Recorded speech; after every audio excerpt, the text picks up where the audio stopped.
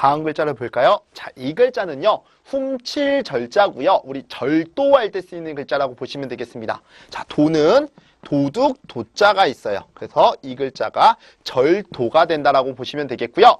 자, 이 글자는 어떤 의미냐면 울타리 위에 울타리를 높이 쌓았다라고 보는 건데요. 울타리라고 하는 건 담장이라고 했죠. 그 담장 위에 담장을 또 높이 쌓은 거예요. 지금으로 보면 우리 성북동에 가면 큰 높은 저택이 있죠. 그거 연상하시면 되는 거예요. 크고 높은 그런 저택 같은 건데요. 거기는 아무도 들어갈 수가 없잖아요. 그런데 마침 거기에 뭐가 뚫려 있었어요? 구멍이 뚫려 있었어요. 그래서 누가 들어갔어요? 사람이 들어간 거예요. 그래서 그 집안 사람들을 어떻게 해요? 가두는 거죠. 가둘 숫자예요. 사람을 가두어 놓고 그 안에서요. 자기의 발자국을 내면서 물건을 훔치러 다니겠죠. 훔치러 가서도요. 좋은 물건들만 어떻게 해요? 분별을 해가지고 이것들을 가져가더라 이겁니다. 그게 뭐 하는 거예요? 훔치는 거죠. 그래서 이 글자가 훔칠 절자가 되는 거고요. 다시 한번 중요하니까 설명을 할게요. 자, 여기 보시면 울타리가 있죠. 울타리 위에 울타리를 높이 쌓아놓은 아주 크고 높은 집인데 거기에 마침 뭐가 뚫려 있었어요? 구멍이 뚫려 있었죠. 그래서 그 구멍 사이로 누가 들어갔어요? 사람이 들어갔죠. 얘가 도둑이에요. 사람이 들어갔죠. 그래서 그 집안 사람들 어떻게 했어요? 가두었죠. 이 글자가 가둘 숫자예요. 사람들을 가두고 발자국을 내면서 물건들을 가지러 훔치러 다녔겠죠. 그러면서 좋은 물건만 어때요? 분별해서 가지고 나오는 거예요. 그게 바로 뭐 한 거예요? 훔친 거라고 보는 거죠. 훔칠 절자가 되는 거고 절도할 때 쓰이는 글자라는 거 아시면 되겠습니다. 네, 다음 글자를 볼까요? 자, 이 글자는요. 정탐할 정자라고 하는 거고요. 자, 정이라는 음은 여기에서 왔어요. 이 글자는 고들 정자예요. 자, 사람과 재물로 구성이 되어 있는 거죠. 이 사람은요. 자기의 뜻이 확고해요. 아무리 재물을 많이 갖다 줘도요. 그 확고한 뜻을 접지 않습니다. 이런 사람이 어떤 사람이에요? 고든 사람이죠. 그래서 고들정자고요. 이 옆에 사람은 뭐 하고 있냐면 정말로 이 사람이 재물에 관심이 없는지 지켜보고 있는 거예요. 저 사람 재물 주면 받지 않을까? 돈 주면 받는 거 아니야? 라고 하면서 몰래 몰래 바라보고 있는 겁니다. 이게 뭐 하고 있는 거예요? 정탐하고 있는 거죠. 그래서 이 글자가 정탐할 정자고요. 중요 글자니까 잘 기억하셔야 됩니다. 자, 다음 글자 볼까요? 자, 이 글자는요. 한도 정자예요. 한도라고 하는 게 뭐예요? 정해져 있는 양을 얘기하는 거겠죠? 자, 여기 보시면 이 글자는 북방임자에서 온 글자예요. 자, 북방으로 가는 선비가 있죠? 이 선비가 다른 사람들을 먹이기 위해서 뭘 챙겨요? 벼를 챙겨가는데요. 많은 양을 한꺼번에 가져갈 수 있어요? 못 가져갔죠? 자기가 가져갈 수 있는 양은 정해졌어요. 그걸 뭐라고 해요? 한도라고 하는 거죠. 그래서 이 글자는 한도 정자고요. 또는 길 정자라고도 해요. 자, 이 북방으로 가는 선비가 사람들을 먹이기 위해서 벼를 가지고 간다라고 했죠? 가지고 가는 그 길에 있다라고 해서 길 정자라고도 합니다. 이건 참고로 알아두시면 되겠고요. 자, 다음 글자 볼까요? 자, 이 글자는 함정 정자예요. 정이라고 하는 음은 여기서 왔죠. 우물 정자. 자, 여기 보시면 구멍열자가 있는 거죠. 어떤 의미냐면 짐승이나 사람들이 빠지도록요. 우물의 깊이만큼이나 구멍을 파놓은 거예요. 그게 바로 뭐예요? 함정이 되는 거죠. 그래서 이 글자는 함정 정자가 되는 겁니다. 그래서 구멍을 파놓고 사람들이 빠지도록 했으니까 그게 바로 함정이다라고 기억하시면 되겠네요. 자, 다음 글자를 준비해 볼게요.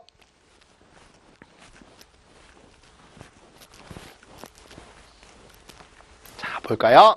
자, 이 글자는요. 거룻배 정자라고 하고요. 거룻배가 뭐냐면 조정안을 드나들었던 임금님이 직무부는 그 조정안을 드나들었던 배를 거룻배라고 하는 건데요. 바로 이 배가 거룻배라고 보시면 되겠습니다. 그럼 옆에 있는 글자는 무슨 글자냐면 조정 정자예요. 자, 어떤 의미가 있냐면 북방임자가 있죠. 그 다음에 우리 멀리 가다가 있죠.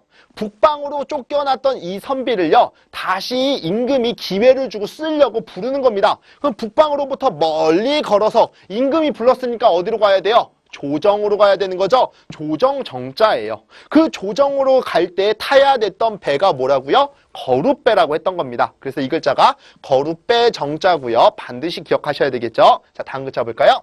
아, 마침 배웠네요. 이 글자가 조정 정자라고 했었죠. 다시 한번 하면 북방으로 갔던 선비를 불러들였죠. 이 북방으로 갔던 선비가 멀리 걸어서 임금이 불렀으니 임금이 일하는 어디까지 가야 돼요? 조정까지 가야 된다라고 해서 조정 정자가 된 거라고 했었죠. 그때 타야 됐던 배가 거룻배라고 했었습니다. 그렇게 기억하시면 되겠고요. 자, 다음을 볼까요?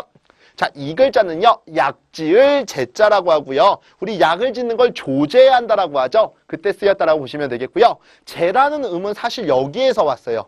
이 글자가 가지런할 제자고요. 원래는 상형에서 온 글자고요. 곡식을 이렇게 거꾸로 매달아서 말려놓는 모양에서 온 글자예요. 자, 보통 우리 가지런하다라고 하는 게 뭐예요? 들쑥날쑥하지 않고 이렇게 고르게 되어 있는 걸 가지런하다라고 하잖아요. 자, 어떤 의미냐면 원래는 곡식을 말려놓는 모양에서 온 건데 여러분의 이해를 돕기 위해서 말씀을 드리면 혹시 데칼코만이라는 거 아시죠? 이렇게 반 접었을 때 똑같은 모양을 갖는 거. 자, 여기에 정확하게 반을 나누어 보면 형태가 굉장히 유사하게 생겼죠? 이렇게 들쑥날쑥하지 않고 고르다라고 본 겁니다. 이것을 가지런하다라고 하는 거죠. 그래서 이 글자가 가지런할 제자고요. 자, 여기 보면 뭐가 있어요? 칼이 있는 거죠. 우리 약초들을 뽑아다가요. 그 크기를 어떻게 해야 돼요? 칼로 가지런하게 다 잘라야 되겠죠. 잘라서요. 일정 양의 만큼만 뽑아서 어떻게 해야 돼요? 그걸 가지고 탕약을 만드는 거죠. 그게 바로 뭐 하는 거예요? 약 짓는 거잖아요. 그래서 이 글자가 약지을 제자라고 보시면 되겠고요. 다음 글자 볼까요? 자, 이 글자는요, 색일조자예요. 조각할 때 쓰이는 글자고요. 색일각자는 이렇게 쓰는 거죠. 그래서 조각할 때 쓰이는 글자입니다. 자, 이 글자 중요 글자니까 반드시 기억하시면 되겠고요. 어떤 의미냐면, 자, 여기 보시면 울타리가 있죠. 많다, 모이다, 사람이 있는 거죠. 울타리 안에 많은 사람들이 모였어요. 이 울타리를 꾸미기로 해서 오늘 모인 겁니다. 그래서 울타리 외벽에 모양을 내고자 어떻게 했어요? 하나하나 무늬를 새겼다라고 보는 거죠. 그래서 색일조자가 되는 겁니다. 자, 여러분들 우리 지하철 같은 데 보면 좀 거기에 환경 미화한다고 예쁘게 외벽에다 그림 그리는 거 보셨죠? 그런 거 연상하시면 되는 거예요. 울타리를요, 뭔가 예쁘게 꾸미려고 많은 사람들이 모인 거예요. 모여서 그 울타리의 모양을 바꾸고자 거기다 무늬를 하나하나 뭐 했어요? 새겼다라고 보시면 되는 거죠. 색일조, 색일각, 조각이라고 하는 겁니다. 자, 그러면 다음 글자를 준비해 볼게요.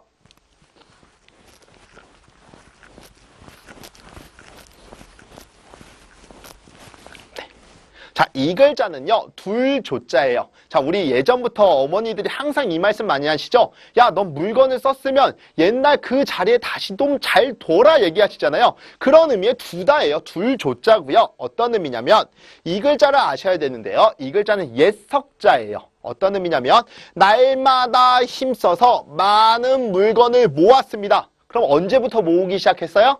옛날부터. 그래서 옛석자예요. 자, 그러면 우리가 어떤 물건을 손으로 가져다 썼으면 옛날 그 자리에다가 다시 어떻게 해야 돼요? 두어야 되는 거잖아요. 그래서 둘조자가 되는 거고요. 옛석자에 만약에 마음심자가 들어가면 이 글자는 아낄 석자가 돼요. 뭐 옛것을 생각하는 마음이 옛것을 아끼는 거죠. 그래서 아낄 석자가 되는 거고요. 만약에 여기에 사람이 들어오게 되면은요, 빌릴 차자가 돼요. 옛날에 내가 알던 사람이 갑자기 날 찾아옵니다. 그럼 시중 팔고 왜 온 거예요? 돈 빌리려고 온 거죠. 빌릴 차, 차용할 때 쓰이는 글자고요. 얘네들 다 무시하고 가장 중요한 글자가 뭐예요? 둘조자예요. 옛날에 썼던 물건을 손으로 다시 본 자리에다 갖다 두어야 된다라고 해서 둘조자라고 보시면 되겠고요. 이 글자랑 같이 나오는 게 둘치자가 있어요. 그물을 곧게 펴서 물고기가 잘 다니는 곳에 두어야 된다라고 해서 이 글자는 둘치자거든요. 조치할 때 쓰이는 글자니까 같이 알아두시기 바랍니다. 자, 다음 글자 볼게요. 자, 이 글자는요, 말을 조자예요. 우리 건조하다라고 하죠. 그때 쓰이는 글자고요. 말을 건자 이렇게 쓰죠. 자, 건조할 때 쓰이는 글자고요. 어떤 의미냐면, 자, 여기 물건 품자 보이시죠? 나무 보이시죠? 그 다음에 불 보이시죠? 나무에다 불을 내고요. 젖은 물건을 그 위에 올려요. 그러면 이 젖은 물건이 나중에 어떻게 돼요? 마르게 되잖아요. 말을 조자라고 보시면 되겠고요. 네, 다음 글자를 볼까요? 자, 이 글자는요, 조세조자고요. 조세가 뭐예요? 세금을 뜻하는 거죠. 예전에는 무슨 농사를 지었어요? 벼농사를 지었죠. 벼농사를 짓고 1년에 한 번씩 또 내고 또 냈던 게 뭐예요? 세금을 냈죠. 그걸 다른 말로 뭐라고 해요? 조세라고 하는 거죠. 그래서 조세조자가 되는 거고요. 자, 이 글자하고 유사한 글자들이 많이 있어요. 자, 이런 글자가 나오게 되면 이 글자는 도울조자예요. 힘을 또 주고 또 주고 또 준다라고 해서 이렇게 남을 도울 때는 한 번만 도와주는 게 아니고 또 반복해서 하는 것이 돕는다라는 의미에서 도울조자가 되는 거고요. 여기에 만약에 실사자가 들어갔을 경우에는 이 글자는 짤조자가 돼요. 자, 실이 또 가고 또 가고 또 가고 또 가고 또 가고 또 가고 이거는 실로 옷감을 짠다라고 봐서 짤 조자가 된다라는 거 참고로 이렇게 기억을 하시면 되겠습니다. 얘는 조세 조자예요. 자, 이 글자는요 또 차자라고 하는 거예요. 왜냐하면 달이 있고 지평선이 있는데요. 달이 지평선 위로 뜨고 지고 뜨고 지고 반복하죠. 그래서 또라는 의미가 있는 겁니다. 그래서 벼농사를 짓고 1년에 한 번씩 또 내고 또 냈던 게 바로 조세다라고 보시면 되겠고요. 다음 글자 볼까요? 자, 이 글자는요 아뢰 주자예요. 자, 중요 글자고요. 아뢰다라고 하는 게 뭘까요? 무언가 높은 사람에게 말을 하는 걸 아뢰다라고 하는 겁니다. 자, 여기 보시면 무슨 글자 있어요? 하늘 천자가 있죠? 하늘엔 누가 있어요? 신이 있다라고 본 거예요. 어떤 사람이요? 열심히 농사를 지어서요. 곡식을 모아서 아주 크게 모은 겁니다. 그래서 이 사람이 어떻게 해요? 하늘에 있는 신에게 감사하다라고 말을 해야 되겠죠? 신이시여! 라고 얘기하겠죠. 그게 신에다 뭐 하는 거예요? 아랜다라고 보는 거예요. 그런 의미의 아랠 주자고요. 자, 우리 이 글자 기억나시죠? 우리 녹봉자 할 때 제가 밭들봉자라고 했었잖아요. 크다라는 개념이 있는 거예요. 그 하늘에 있는 큰 신에게 아랜다라고 보시면 되는 겁니다. 그래서 아래 주자라고 기억하시면 되겠고요. 네, 다음 글자를 볼까요? 자, 이 글자는요. 물가 주자고요. 물가가 뭐예요? 물의 가장자리, 물 옆을 얘기하는 거겠죠? 자, 어떤 의미가 있느냐면 우선 이 글자를 아셔야 돼요. 이 글자가 고을 주자라고 하는 건데요. 자, 여기 보시면 내천자가 있죠? 냇물이 흐르면서요. 이런 알갱이들을 동반해서 쓸고 옵니다. 이게 바로 모래, 흙이라고 하는 건데요. 나중에 이 냇물이 흙을 동반해서 쓸고 오면 밑에서 퇴적작용이 일어나면서 흙이 모이겠죠. 그러면서 자연스럽게 땅이 만들어진 거고요. 거기에 사람들이 모여서 살기 시작했습니다. 그럼 뭐가 형성이 됐어요? 마을, 고을이 형성이 된 거죠. 그래서 고을주, 마을주자가 된 거예요. 근데 이렇게 사람이 모여서 살면 반드시 필요한 게 뭐예요? 물이 필요하겠죠. 그러니까 사람들은 물 주변에다가 마을을 형성했다라고 보는 거예요. 물 주변이 바로 뭐예요? 물가가 되는 거죠. 그래서 이 글자는 물가 주자가 된다라고 보시면 되겠고요. 다음 글자 볼까요? 자, 이 글자는 구술 주자예요. 구술 여기 있죠? 주라는 음은 여기에서 온 겁니다. 근데 우리 한자라고 하는 것은 중국에서 시작했다라고 보면 중국 사람들이 좋아하는 색깔이 어떤 색깔이에요? 붉은 색깔이죠? 그러니까 붉은 주자가 있는 건데, 자, 중국 사람들이 좋아하는 구슬은 어떤 색깔이에요? 붉은 색깔이다라고 봐서 구술주라고 기억하시면 되겠죠. 왜냐하면 주라고 하는 한자는 여러 가지가 있지만 왜 붉은 주자가 왔냐면 중국 사람들이 어떤 색깔을 좋아해요? 붉은 색깔을 좋아하니까 붉은 색깔의 구술, 그런 의미에서 구술주가 왔다라고 보시면 되겠습니다. 자, 다음 글자 볼까요?